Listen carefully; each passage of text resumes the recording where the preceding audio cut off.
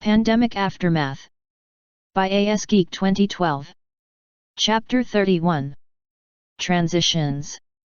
Waterwings was anxious to learn more about events unfolding just east of the Homestead lands, especially in the wake of the apparent breakthrough the Pony Council had achieved. The last thing he had wanted to see was some last-minute incident involving pony magic unravel everything again. It would not have helped him in his efforts to win over the other Shimmerists in his faction, already a hard sell despite Strong expressing his confidence in Water to the others. Yet now he had to deal with a particular one whom he had assumed would be the most difficult. Morning Glow frowned. "I'm just worried that you are going to gut everything that this cause stands for as soon as you take over." Water had been expecting a somewhat stronger reaction from Strong's sister. He had prepared for an all-out rebellion with her at the lead. Ponies being who and what they were, he doubted it would break down into some sort of civil war, but they had other means at their disposal to be disruptive. "I'm not gutting anything," Water said. "All I want to do is clarify what our cause really is and how we can achieve that without antagonizing humans."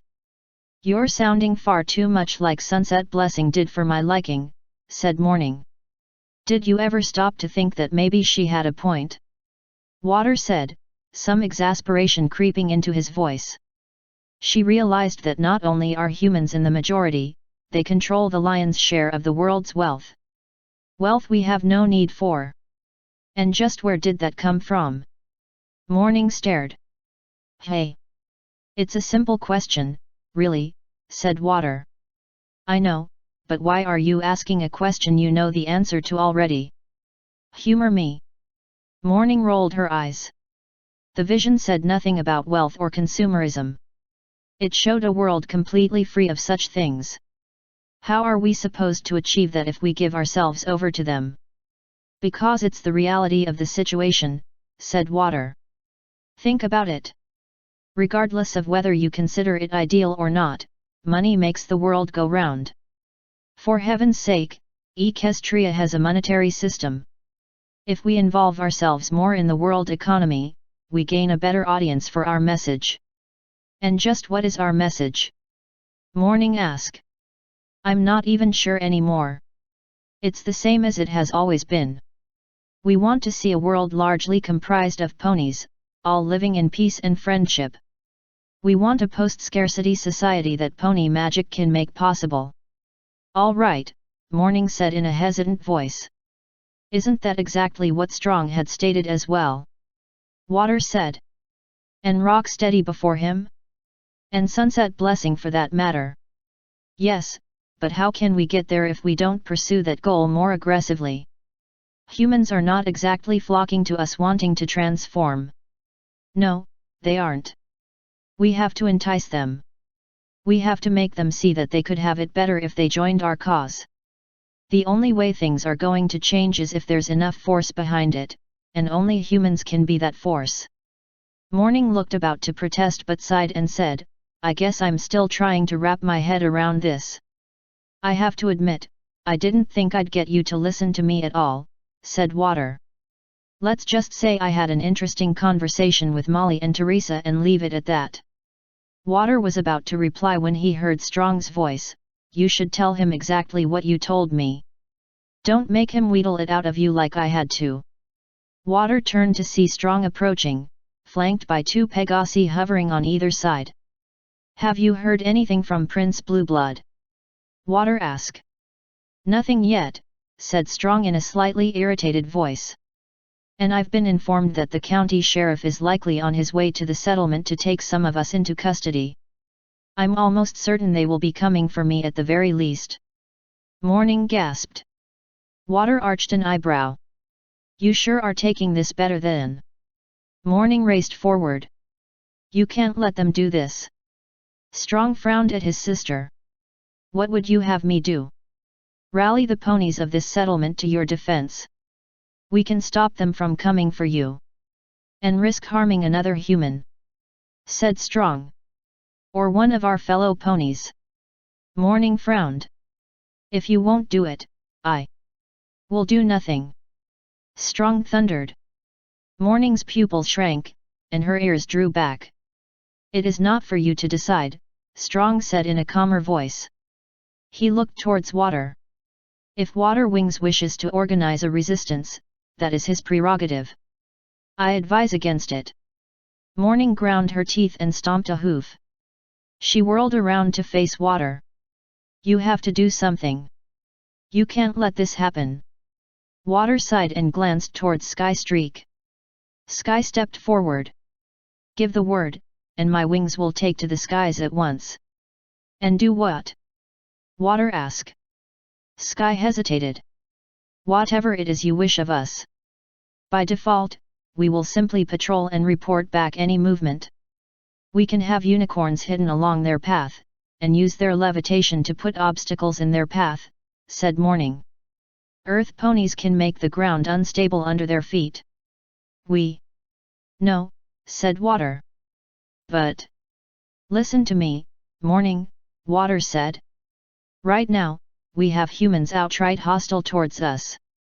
If we keep harboring ponies they see as having broken the law, we're not going to get anywhere. They'll just keep seeing us as outlaws. Morning's eyes glistened.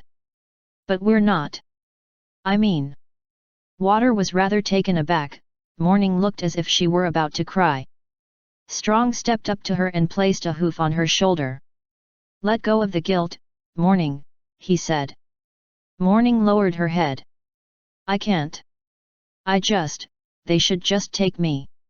What happened was as good as if I had pulled the trigger myself.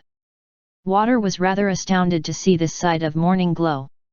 She had always justified her actions by appealing to the greater good to be served. He was almost grateful for this reaction despite the pain it was obviously causing her. Water was distracted by movement off to the side. He turned to see a Pegasus with a large set of saddlebags land nearby. Embroidered on them were the letters PPS for the Pony Parcel Service. They had been established as an adjunct to the USPS by the Homestead Act. The normal postal service delivered letters destined for pony communities to post office boxes in towns along the main highways, and the PPS relayed them from there. Hey, is there a Strong Hooves here? The Pegasus stallion called out. Strong stepped forward. That would be me. Letter for you. The Pegasus craned his neck, snatched an envelope from a saddlebag by its corner with his teeth, and presented it to Strong. Strong gave the postal pony an odd look and took the letter from him, balancing it on a forehoof. As the postal pony took off, he looked down at the envelope and raised an eyebrow. I will read this in private. He turned to Water. May I use your abode for a moment? Water nodded. Of course. Thank you. Strong looked at the two Pegasus guards. As of now, you both report to Water Wings directly. The two nodded and winged over to Water, hovering on either side of him. Water gave Strong a questioning look. I thought it best that the current leader of this faction of the Shimmerists have personal guards, Strong said. At least until we're sure every pony will fall in line with your leadership. He looked squarely at Morning. And no pony attempts to stir up trouble. I won't, Morning said in a low voice. Strong nodded once and stepped into Water's home. Morning watched him go before turning back to Water. So what about Prince Blueblood? Are you going to keep dealing with him? I honestly don't see how he can meet Strong's demands, said Water. That's just it, they're not his demands, they're our demands. Being able to perform transformations is central to our cause. Yes, but does it really need to be done now, and in such an underhoofed way? What's so underhoofed about it? Are you serious? Water cried. We're circumventing two governments if we do this. Maybe we have to. Morning said in a plaintive voice. You just talked about getting humans to rally to us. Telling them we could transform them in the near future would give them the impetus they need. And how do we know they're sincere in that regard? Morning blinked. Hey! Remember that the transformation has a side effect of making you almost 100% healthy, Water explained. How do we know we won't get people who just want a quick fix for their physical problems? Wouldn't it be better if we know they're rallying to our cause for the right reasons? Morning hesitated. But furthermore, if by some miracle blue blood gets a protectorate over us, it will make us seem more isolationist. Some of the humans who have already rallied to us still consider themselves Americans. We risk alienating them and—" A loud, cynical laugh suddenly burst forth from Water's home. Both Water and Morning turned as Strong emerged, still laughing. Care to share what's so funny?" Water asked. Strong gave him a wry smile. "You could call it relayed laughter, from one who apparently just got the last laugh on me. Perhaps I will return the gesture at a later date. Until then, I will take it as a sign that my decision to give you the reins of governance was the right one." Water stared. Just what was in that letter? And who was it from? Strong gestured towards the doorway. "Feel free to read it for yourself. Perhaps you should have it framed as a reminder to never act in such a way that will amuse her." Water was quite confused, but too curious to turn down the invitation. He and Morning stepped inside. The letter still laid unfolded on the table in the common area. Water peered down for a look. "Dear Mr. Hooves. While I was working on making some business arrangements overseas, as well as preparing a sermon for the largest congregation of human chimmerists in the world, my human assistant came in and told me to check the news. Lo and behold, I find that you have once again clearly demonstrated how superior your methods of dealing with humans and advancing the Lord's plan for a pony world are in comparison to mine. How could the prosperity of my southern ponies possibly compare to your feats? I now have to tell you that I'm being sarcastic, because I don't think you're intelligent enough to figure that out without being told. If only you had a strong brain to go with your hooves. What on God's green earth were you possibly thinking? How did you think kicking humans out of housing developments that ponies weren't going to use anyway was a good idea? You tried disarming armed humans in a community that had as a selling point that it was an all-human community, and you expected no violence to erupt from this? The only ponies with less brains than you were the numbskulls who you somehow convinced to aid you in this act of wanton lawlessness. Let me make this abundantly clear. Even if your little stunt somehow had not miraculously ended in violence, you would have gained nothing but heightened hostility from the humans. There are better ways of making a statement than trying to kick people out of homes. You should have been making statements about how it is good that humans are coming to live near ponies and welcoming them into that development. Make it appear they were being gifted the land by ponies so they'd be grateful. We don't need more pony chimmerists by you taking a stand, we need more human chimmerists by you being gracious. I hope that you repent to the Lord and repent publicly for your indiscretions. I will be making a public statement after completing this letter and offering up aid through spec to the families you terrorized. If you want to embrace a better form of shimmerism, that actually advances our goals, my door is always open. Sunset blessing." "Hey," Water said as he drew back from the letter. "I knew she had made some announcement about this, but I didn't expect she'd send a personal letter to Strong." Morning ground her teeth. "That fucking bitch! Who the hell does she think she is? Hey, settle down. She's kinda got a point." Morning spun around to face him. "She whores herself out to humans, and you praise her for it." Water frowned. "I didn't praise her for anything. I simply meant that she has a point about how to attract humans to the cause. If you're not careful, Water, you're going to play right into her hooves. The moment she hears about the change in leadership, she's going to try to extend her influence here. We don't need that. I'm not intending to turn over our faction to her, if that's what you mean," said Water. "But I would like to know why you hate her so much." Morning frowned deeply. "I can't stand how she ties shimmerism so much to Christianity. I grew up in a household of nutjobs who always harped on how the rapture was just around the corner. Even my brother's muted religious beliefs are sometimes too much for me." She stepped closer to Water and lowered her voice. "Please, promise me just one thing. No matter what direction you take these shimmerists, keep it secular. Don't give in to her claims that appealing to religious values will bring in more humans. I can't tell ponies not to have religion, said Water. Hell, just the other day, I saw 2 mares who recently immigrated here wearing those headscarves I often saw Muslim women wear.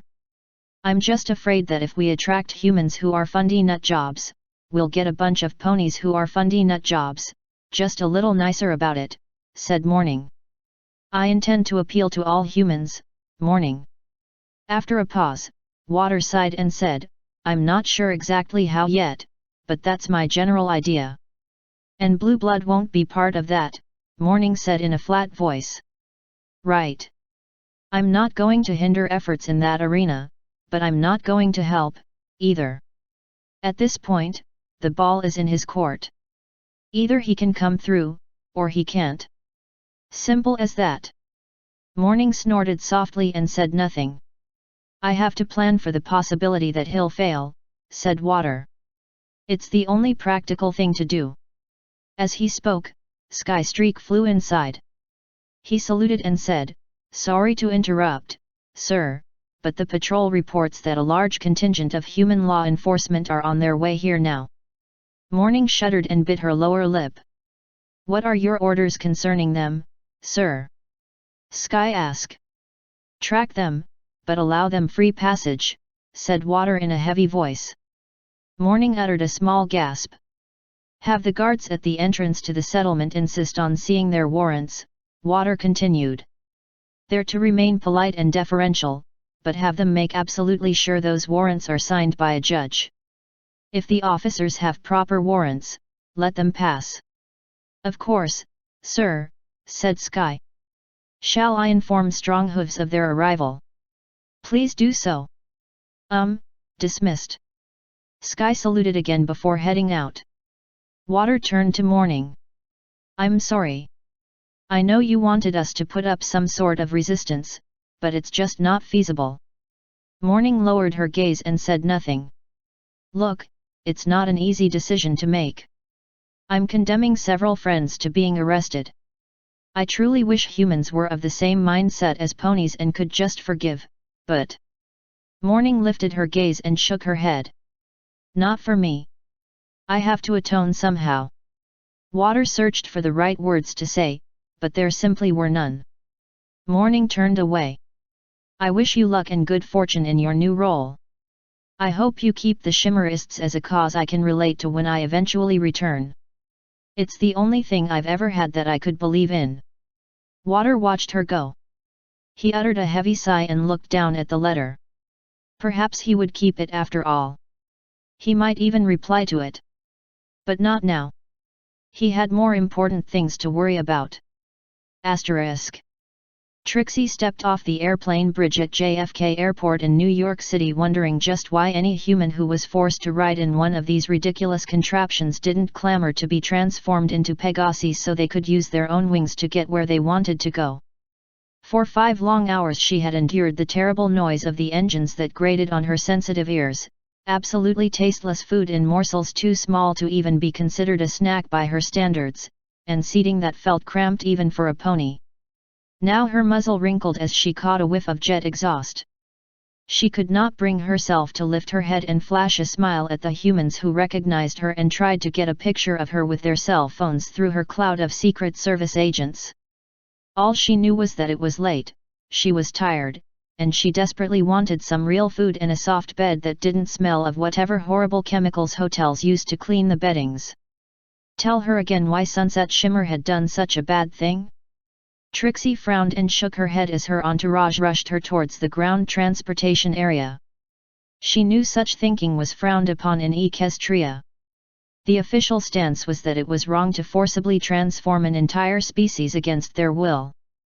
Trixie understood that, but at the same time, couldn't humans at least be more accepting of magic so they didn't have to resort to such smelly, loud devices? And to think, Twilight had actually suggested to Celestia that Equestria start adopting some human technology.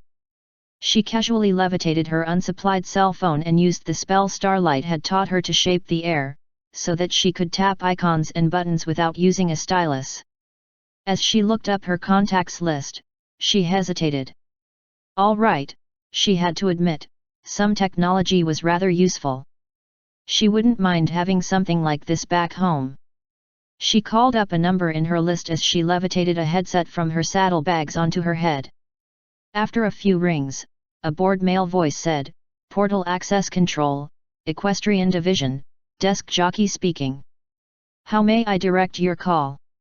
Trixie spoke in Equish in response, "I need to check if you received my..." "Ma'am, please conduct all conversations in an Earth language," the functionary pony droned. "All calls are subjected to recording and review by security. I have had translation spells for English, Spanish, Ital." All right, all right." Trixie snapped in English. "Did you receive my request for an emergency transport back to Equestria?" "Please hold, I'll transfer you to the scheduling department," said Desk, his voice replaced with sonorous music. Trixie ground her teeth. Human bureaucracy was so insidious it was starting to affect equestrians who stayed on Earth too long. After almost a full minute, the line clicked. "Scheduling department, desk jockey here, how may I direct your call?" "I would like..." Trixie trailed off. "Wait, you're the same pony I was just talking to." "Yes, ma'am." "Then why didn't you handle my request right then and there?" "Ma'am, we have procedures to follow. They don't pay me enough to make up things as I go along." Trixie face hoofed, "All right, fine. I requested use of the portal for an emergency return to Equestria." "Your name?" Trixie blinked. "Seriously?" She heard typing. "No, ma'am, nothing on the schedule for some pony named Seriously." "I'm Trixie Lulamoon, you idiot." She heard typing again. "Yes, ma'am, it's on the schedule." Finally, some progress, Trixie muttered. "I assume it's been approved." "I don't know, ma'am." "What? How do you not know?" "This is not the right department," said Desk. "Please hold while I transfer you." "Arg!" Trixie cried as the music returned. Another 2 minutes passed. Finally, a click. "Approvals Department, desk jockey speaking, how may I direct your call?" Trixie said through clenched teeth, "Trixie Lulamoon. Emergency portal use. Approved or not?" She heard more typing. "It has not yet been approved, ma'am." Trixie's pupils shrank slightly. "I've been turned down?" "Why? I didn't say that, ma'am. It has been neither approved nor denied." "What in Celestia's name is the hold-up?" "There's a note attached to the form," Desk droned. "Instruct requesting person to report to the Central Security Office on the 3rd floor prior to granting approval." "Did it say why they wanted me to report there?" Trixie asked. "All I have is the note I just read to you. Do you wish me to read it again?" "No, I got it the first time." "Is there anything else I can help you with, ma'am?" Trixie frowned. "No, you've helped quite enough. Thank you for calling Portal Access Control, have a nice..." Trixie hung up the call and stuck the cell phone and headset back in her saddlebags. It was probably nothing. More likely than not some idiot forgot to declare something earlier that day as they were coming through the portal, and some pony panicked and ordered every pony to be triple-checked from that point on. As she reached the ground transportation area, she took out her cell again. She drew up illuminating Sparks' number in her contacts list and sent him a text, being given runaround about heading back to Equestria early. "Something up I should know about?" She waited for a reply in the few minutes it took for her car to arrive. She frowned when she didn't get a response, shoving the phone back into her saddlebags before climbing into the car. Asterisk. Sunburst smiled as he held 2 stylus and a mouse in his magic, manipulating the laptop as good as any human might. He had already put in a request to have it placed on the list of approved technology to be imported into Equestria. To be useful for more ponies, however, would require coming up with a version of written Equish that was more suited to a digital medium. Even the colloquial form of the written language was extremely cursive in nature, and forms often changed depending on the flow of the text. Either that, or formally adopt some Earth language as a digital lingua franca. In either case, it had simplified his life immensely. Documents that would take hours to write on scrolls now took just minutes. Perhaps some of the Canterlet mages complained about the lack of elegance of a laser-printed document as compared to a traditional scroll, but all Sunburst cared about was the end result. He could get his reports done in a fraction of the time, freeing him up for more magical research. He had never realized just how big a chunk of his time was spent on administrative tasks. Sunburst heard approaching hoofsteps. He glanced to the side, never pausing in his typing as he said in Equish, "One moment, Dusk." He typed for a few more seconds before stopping, looking over his work, and manipulating the mouse to save his document. He turned towards Dusk. "Yes, what is it?" "I just got word that Miss Lulamoon is on her way here," said Duskfire. "Did the little ruse work?"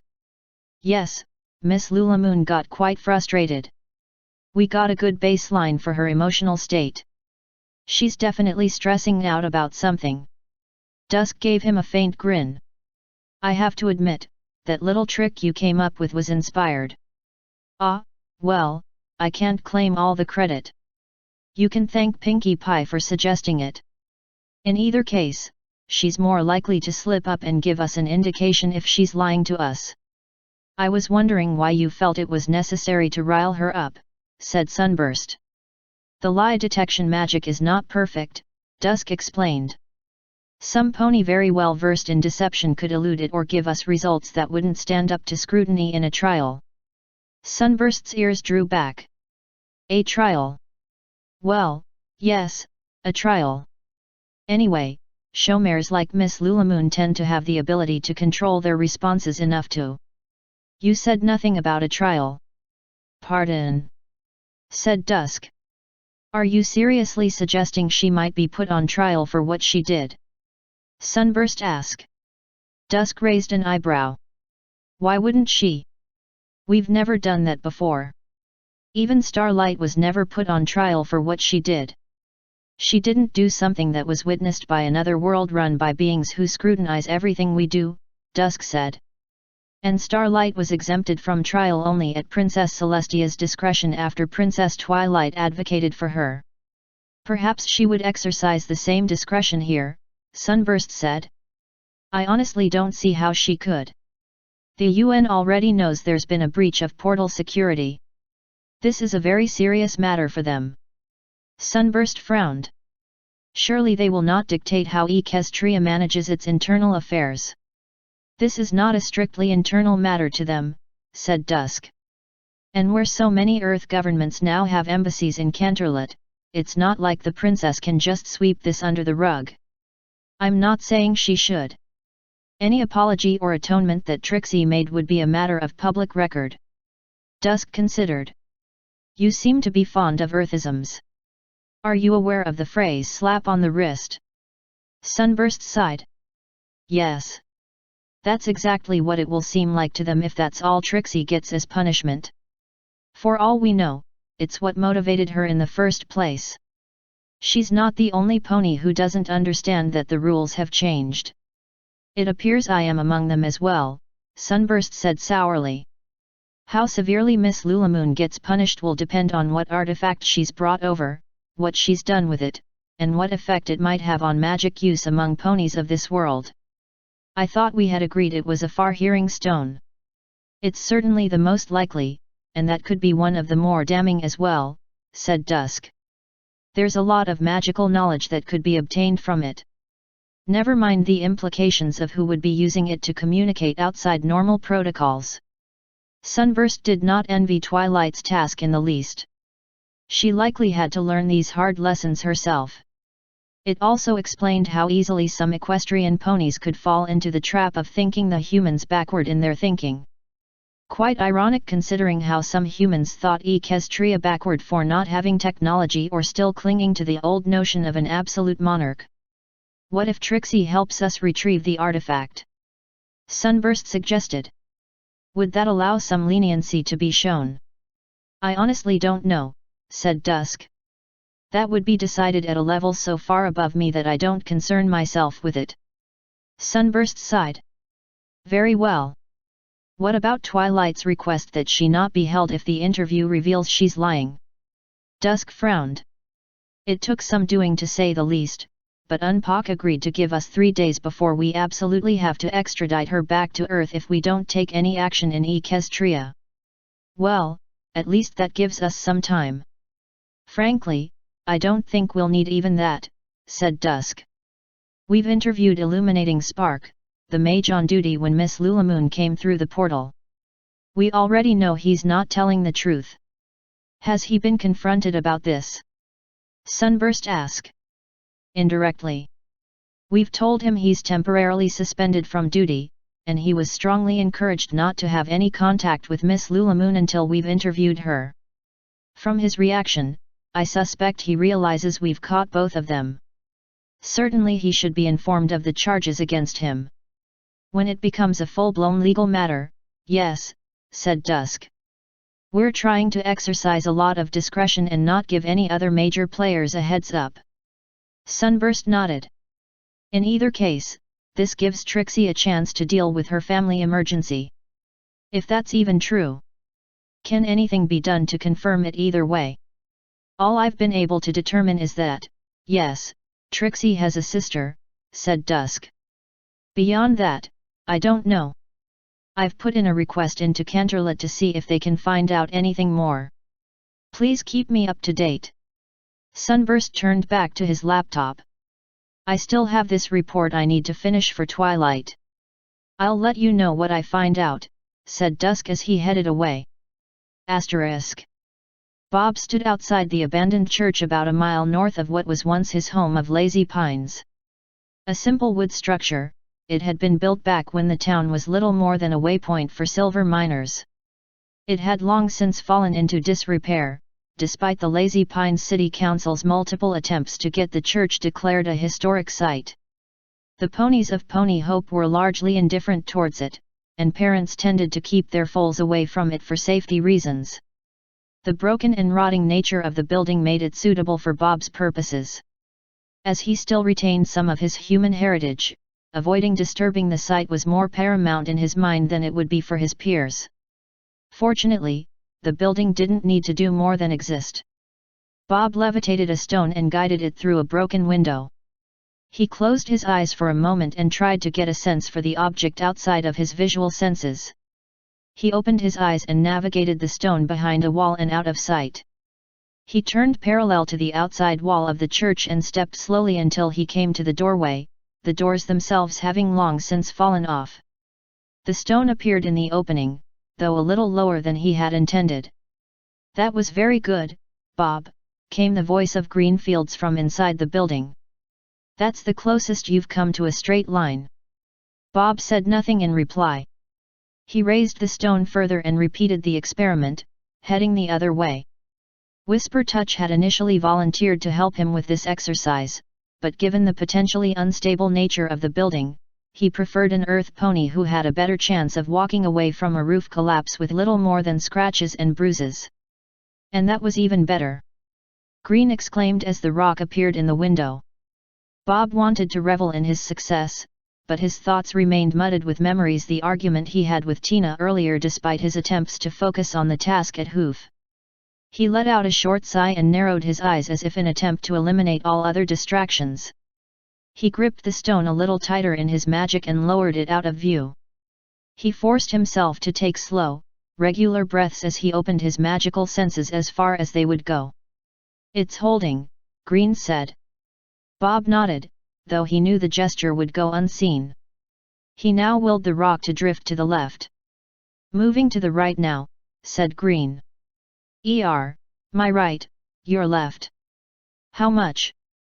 Bob asked. About a foot. Bob did not trust ponies to guess human measurements. They were almost always off. He theorized it was because they were not compensating for their smaller stature. Compare it to something more concrete, please. About the length of one of my fetlocks. Does that help? Immensely. Bob willed the stone in the other direction. Same distance now to your right, though it dipped a bit. Bob let out a slow sigh through his nose and raised the rock into view. He pulled it towards him and let it drop to the ground.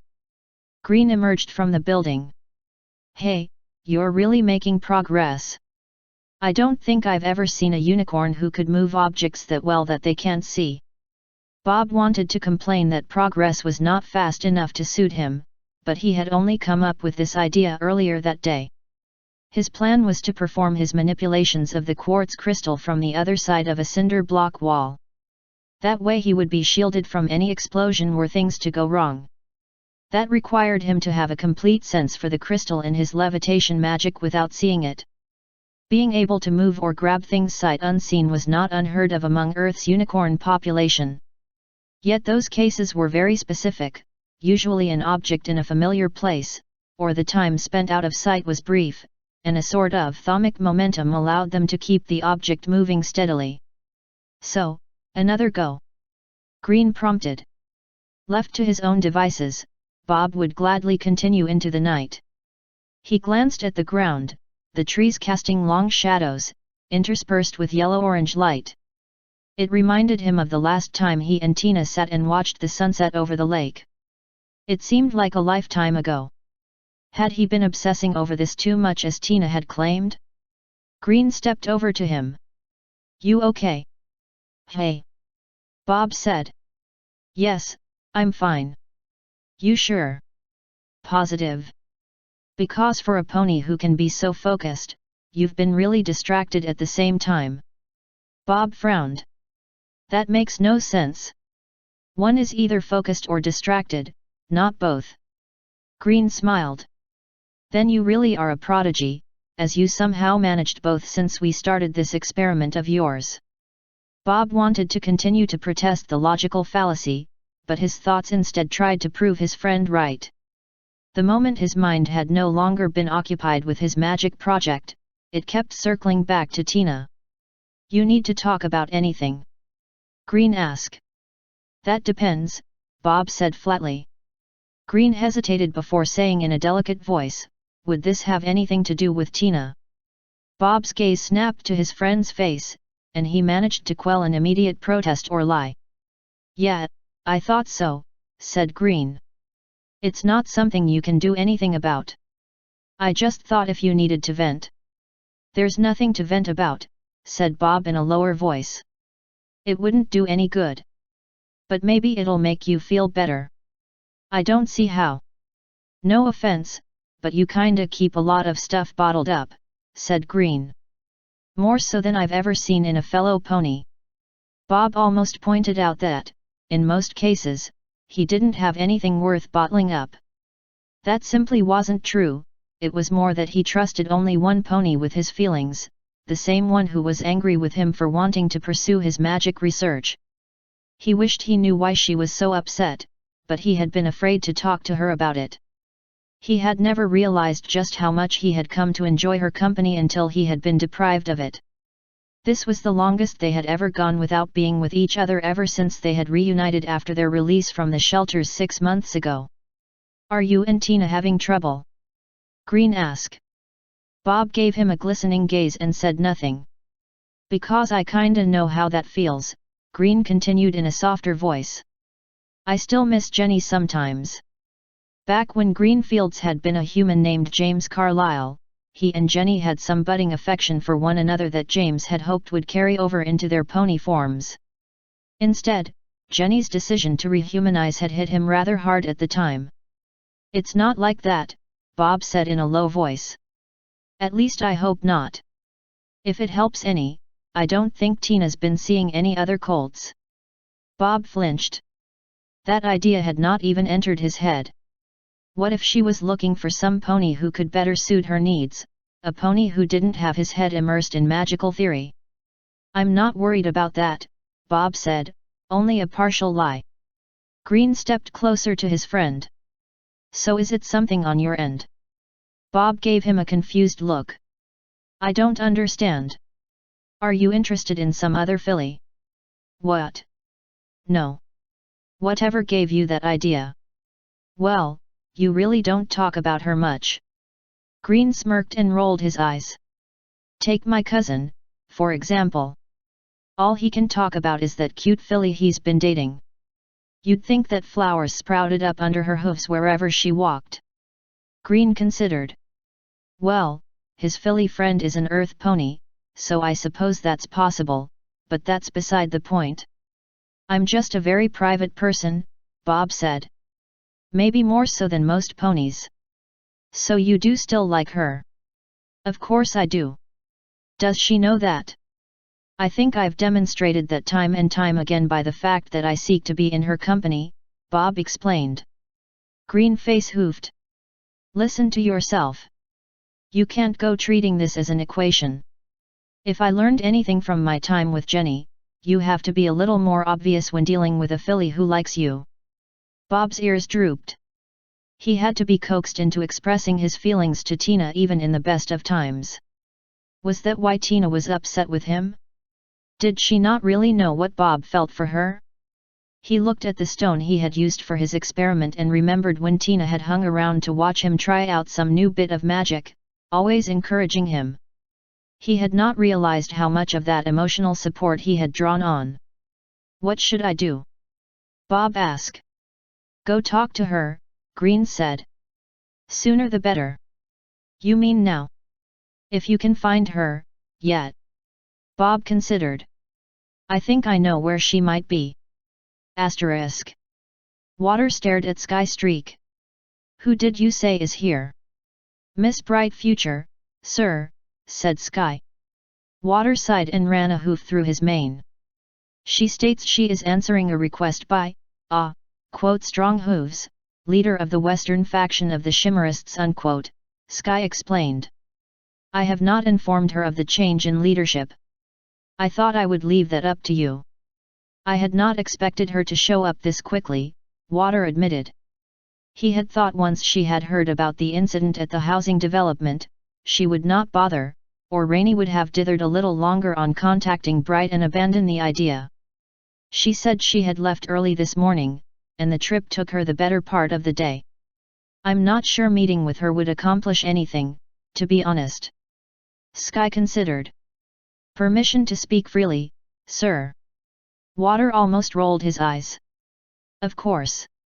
You obviously represent a more moderate voice where the Shimmerists are concerned, Sky said. Harmonists appear to be moderate by nature.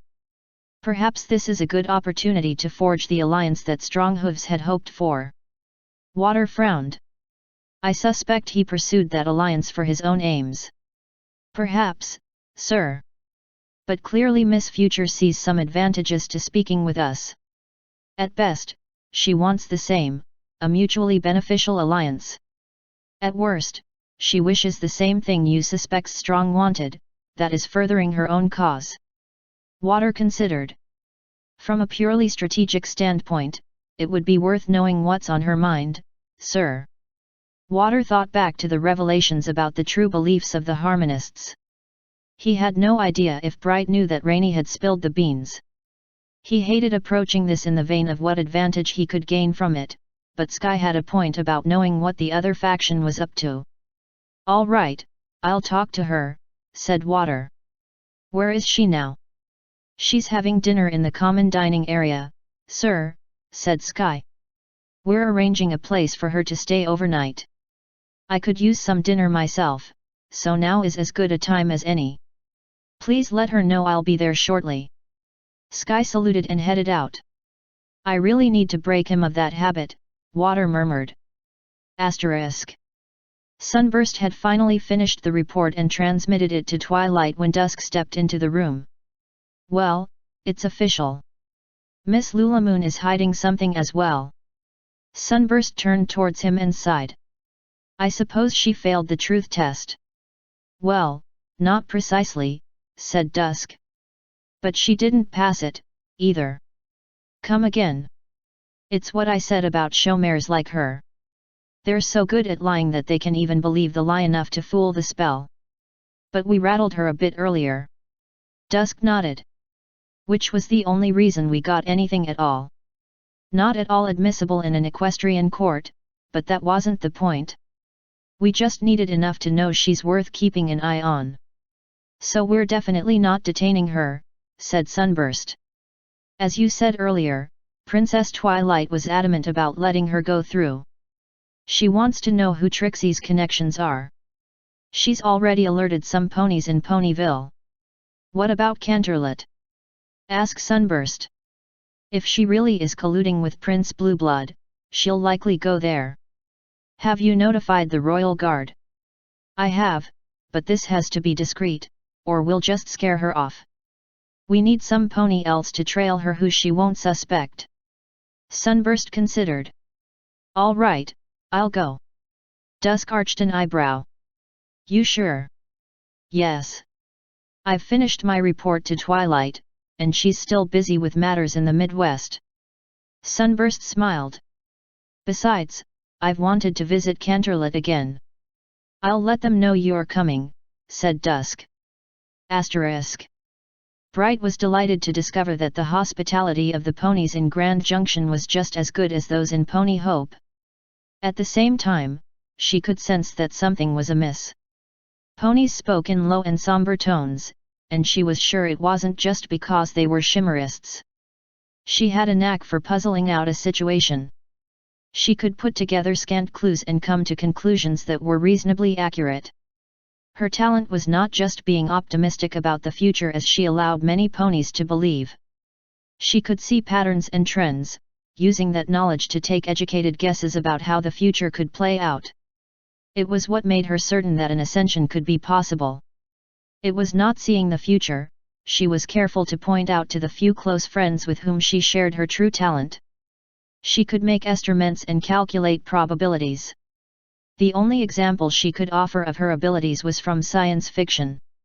Isaac Asimov had once written stories based on the concept of psychohistory, loosely explained as using the psychology of the masses to make broad statements about the future. As she chewed on a bite of her salad, her gaze found a rather large, sea-green Pegasus with a light blue mane.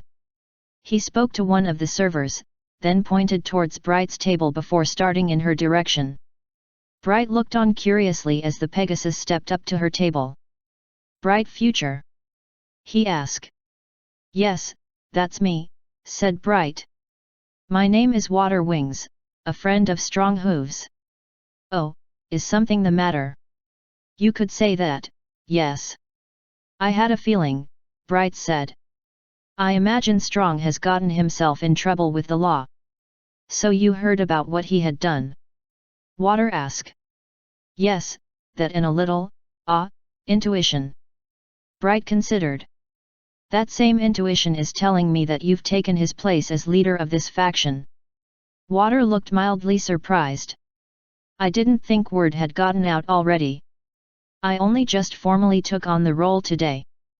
Bright simply smiled. Won't you sit down, please? Thank you. Water hovered into a chair opposite Bright.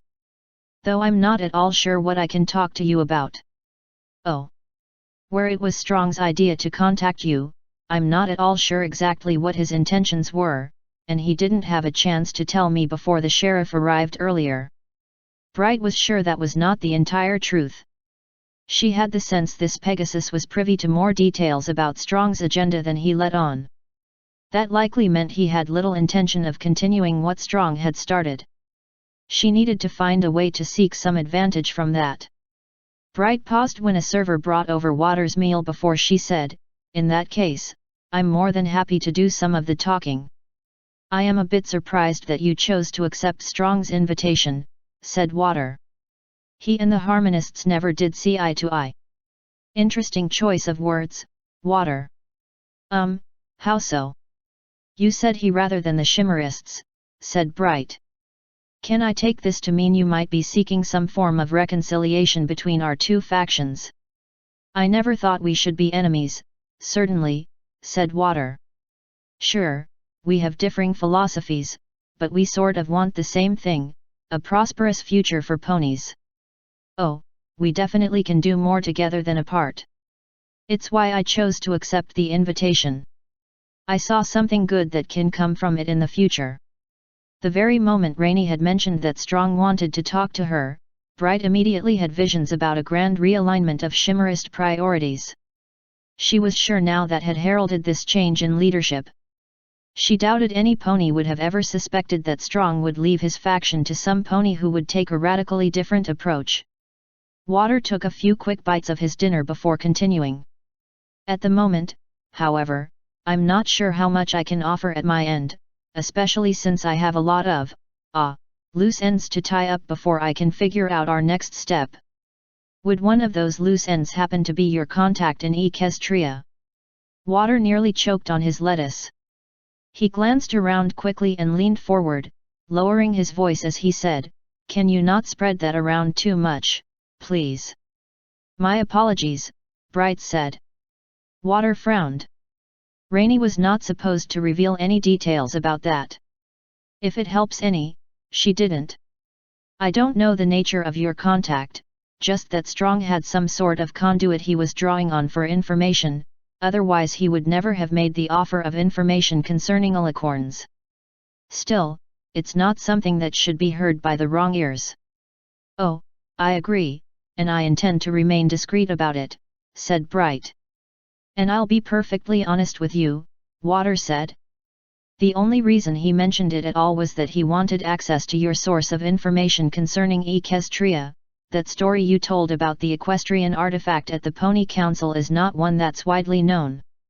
Sadly, my source of information was more earthbound and fleeting. I dare say he would be disappointed."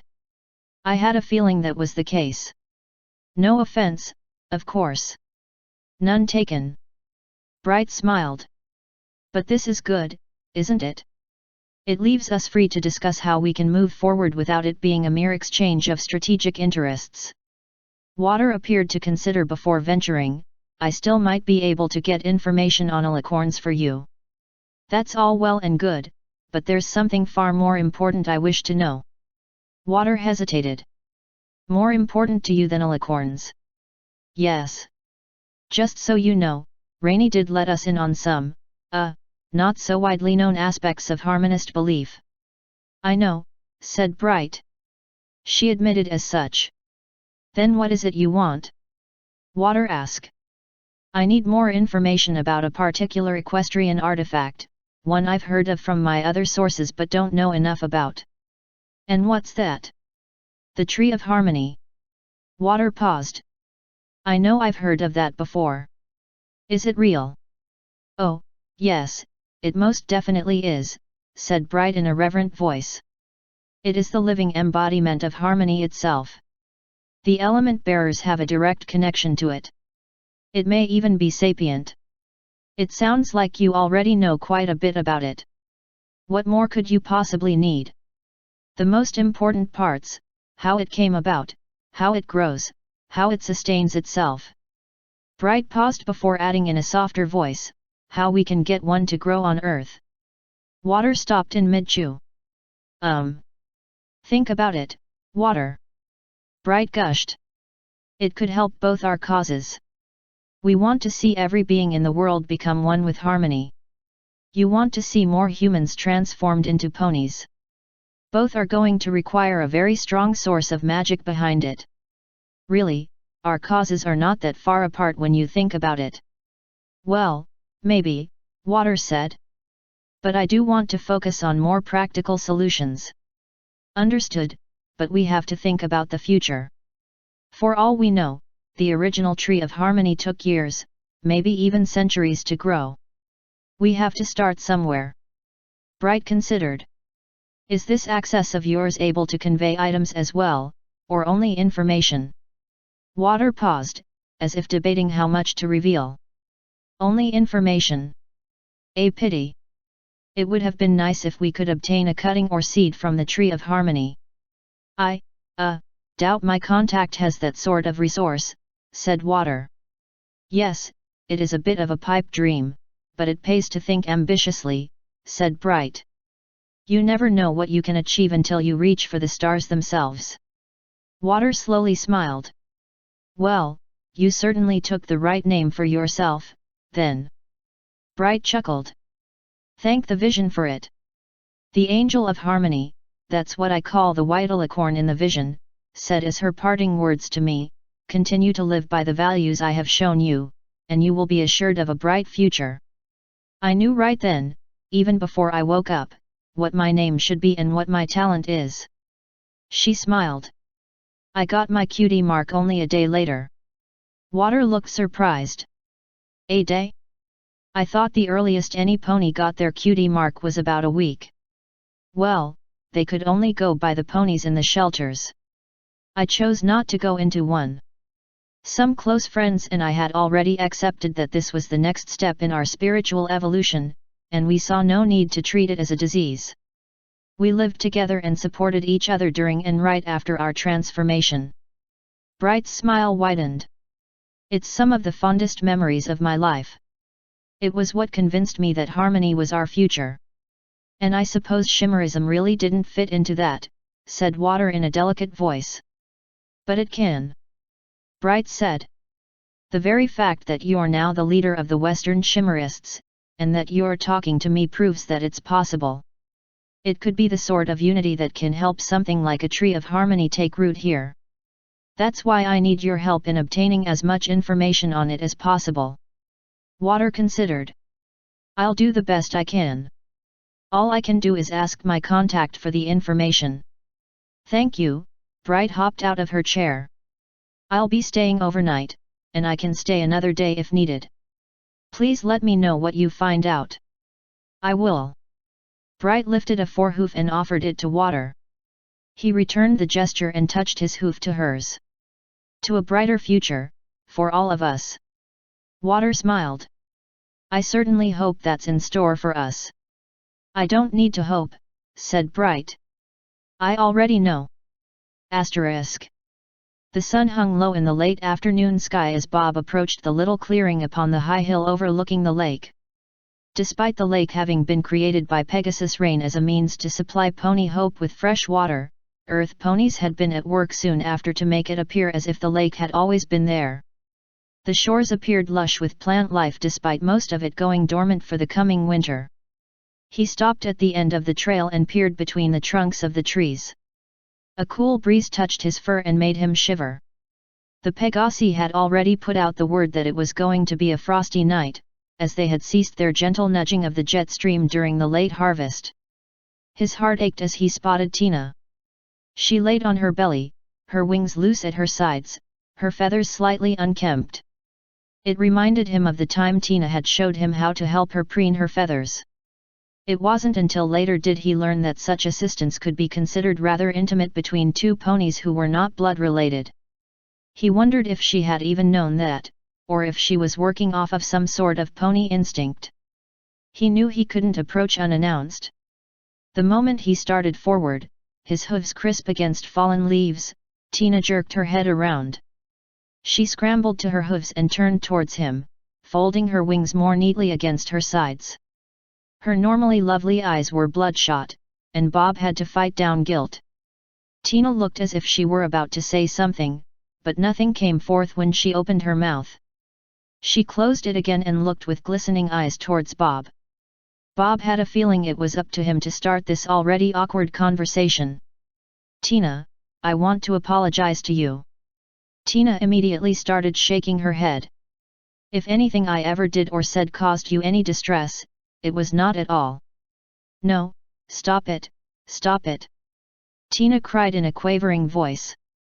You're not the one who needs to be sorry. You're not the one at fault here. But maybe you're right, said Bob. Maybe I am obsessing over this too much. Maybe I'm pushing myself too hard. Tina again shook her head. Only if that's what you really believe. You can't make decisions based on what I say. She hesitated before adding in a tentative voice. You're the one who told me I shouldn't be making decisions about my future based on what you do. Bob had to search his memory to understand what she was talking about. Oh, you mean rehumanization and all that? Tina's ears swiveled at Bob's reluctant tone. Maybe I shouldn't be trying to dictate what you do or don't do. That's not the tune you were singing before about rehumanization, Tina said softly. Bob kept telling himself he wanted Tina to do what was best for her and not for him, or even them. Yet he couldn't see himself continuing this relationship if one of them was a pony and the other human. He had heard of some people trying such a thing, and rarely did it ever succeed. It would also lock them out of a particular expression of intimacy that he had to admit he had been thinking about occasionally whenever he spent time with her. Tina stepped closer to him, and his thoughts became muddled as he took in her scent. Logic told him the best thing to do would be to back away to prevent a hormonal surge from clouding his judgment. His heart told him it was the most disastrous thing he could do. He listened to his heart and stood where he was, looking into Tina's eyes.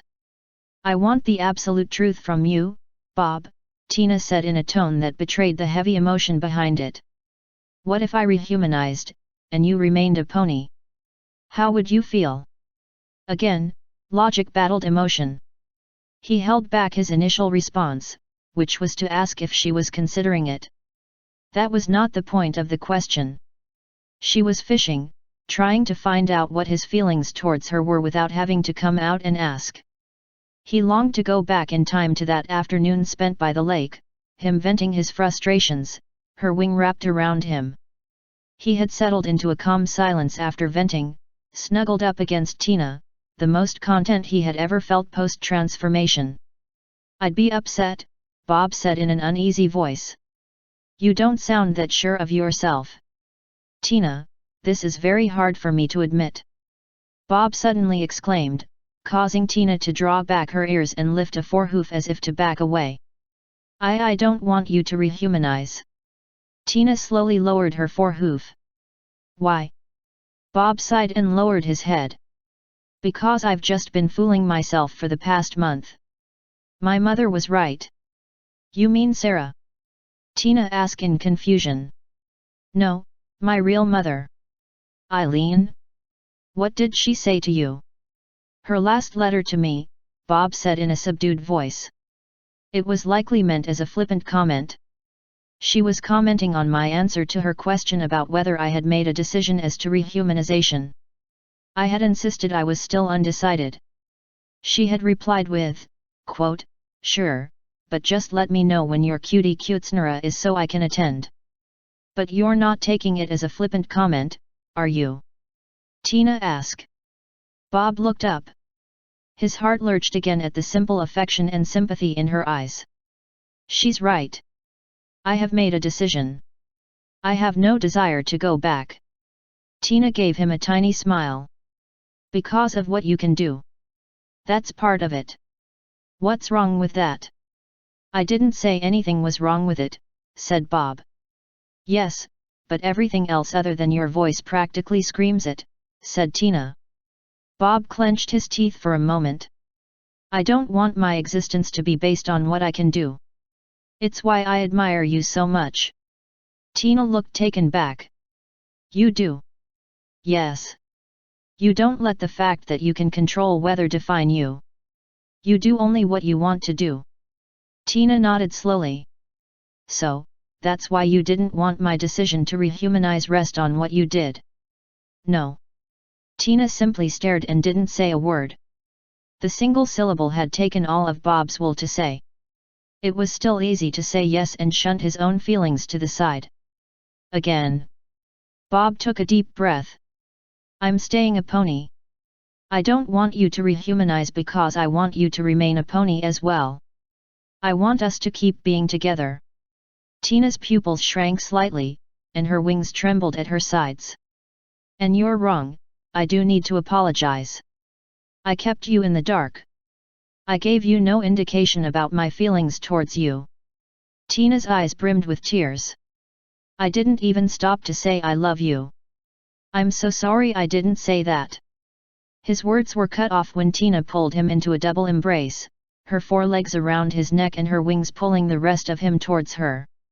"And here I was fighting with myself on how to say the same thing to you," Tina said in a choked voice.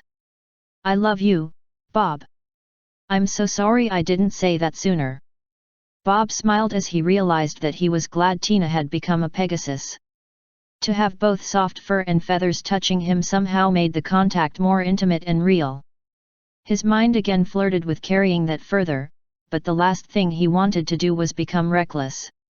Tina drew back from the embrace, and they came together in a kiss that had been put off for far too long, her wings still gently brushing his sides.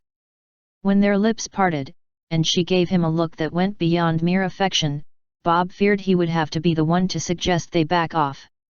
At least until Tina had a chance to have a particular spell applied to prevent certain consequences.